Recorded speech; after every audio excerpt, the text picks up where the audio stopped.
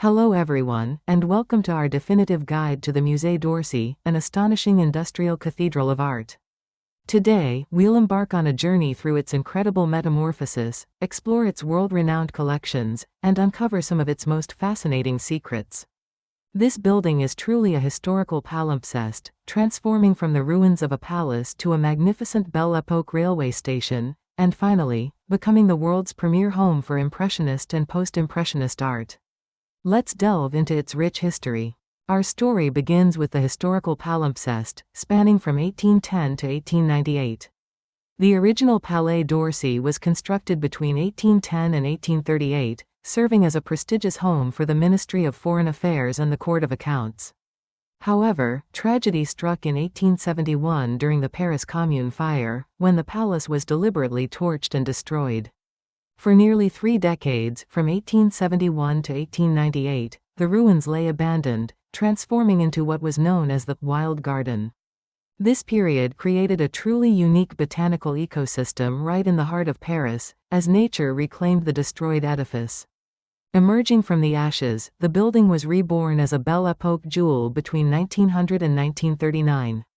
Architect Victor Lelot won the 1900 commission with what's often called an architectural lie. He cleverly masked the industrial iron interior with a classical Beaux-Arts limestone facade. This was done to ensure the new railway station harmonized perfectly with the adjacent Louvre Museum. It became the first electrified station, a pioneering feat. The absence of steam fumes allowed for its iconic closed-glass roof and even the integration of the luxurious Hôtel d'Orsay. Below ground, unique electric locomotives, affectionately known as salt cellars, or boîtes à sel, serviced the tracks. Following its glory days, the building entered an interregnum, a period from 1939 to 1978 where it became a shell in search of a soul. By 1939, the platforms were too short for modern trains, leading to the station's closure for main traffic. During World War II, from 1939 to 1945, it served as a mailing center and later a reception center for returning prisoners of war. In 1962, it even transformed into a film set for Orson Welles' cinematic adaptation of The Trial. Plans to demolish the magnificent structure for a modern hotel complex were approved in 1970.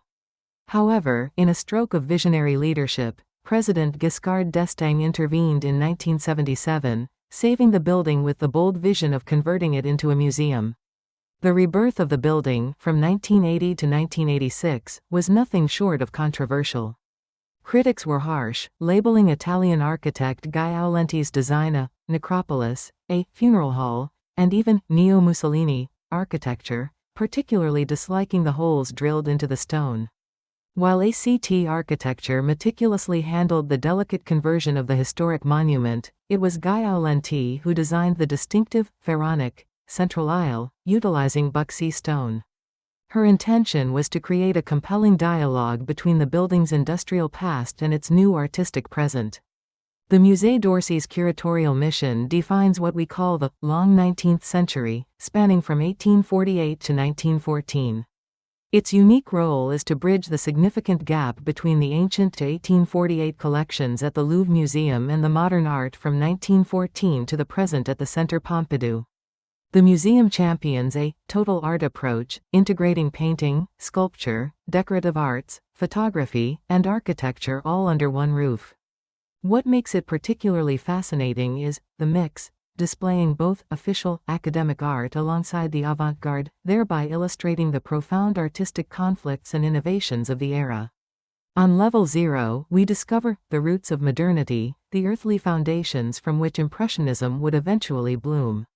Here, you'll encounter realism, epitomized by Courbet, who daringly prioritized truth over idealized beauty, often shocking the establishment of his time. Alongside, we see powerful social critique, famously by Millet, who sought to dignify the peasantry, a subject that scandalized the bourgeoisie of his day. These works provide essential context for understanding the artistic evolution that followed. Let's take a spotlight moment on Manet, particularly his pivotal work, Olympia, from 1863. Manet launched modern art not by shocking the public with nudity, which was common, but with its audacious context. Olympia was a direct confrontation with the prosaic reality of a prostitute's calculating gaze, challenging traditional notions of beauty and morality. Modern scholarship now delves deeper, exploring the significant role of Laura, the model for the black servant, highlighting previously overlooked racial narratives within 19th-century art. Ascending to level 2, we delve into symbolism and total art. This middle floor offers an exploration of the decorative and the internal, a journey away from pure realism. Here, we experience total art, notably through Art Nouveau, which brilliantly blurred the lines between fine art and everyday objects, with masters like Gomard and Gae. The museum also houses an impressive collection of over 2,200 sculptures, including masterpieces by Rodin and Claudel. Furthermore, symbolism invites us to turn away from reality towards dreams and abstraction, seen in the works of artists like Klimt and the Nabis. Now, we arrive at level 5, home to the Impressionist explosion, truly the crown jewel of the Musée d'Orsay.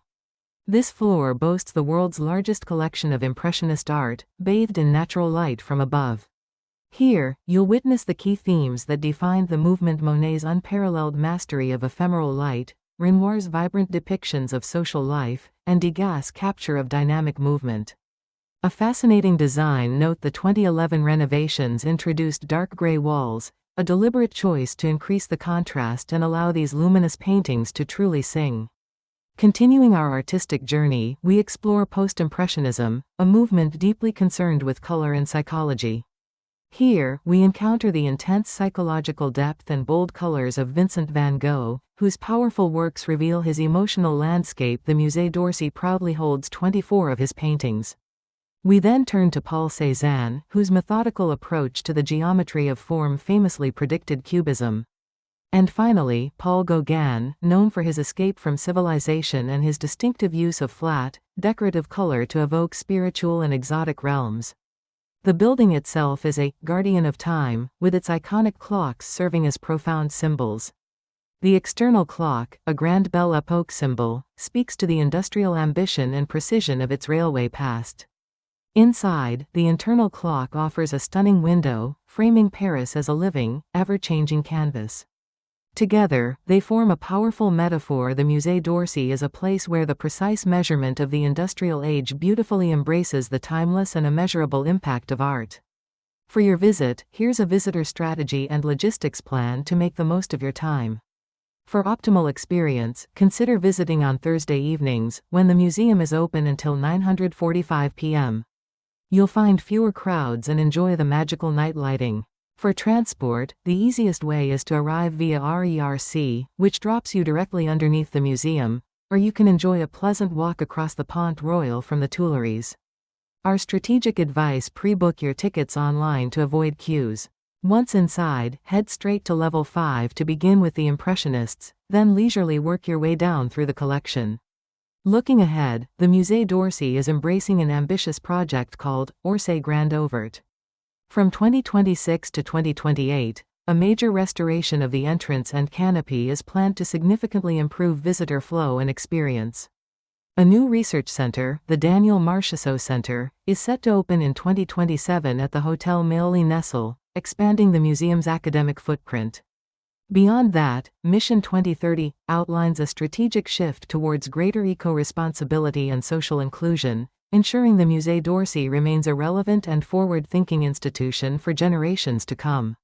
As we conclude, let's reflect on the prophecy fulfilled.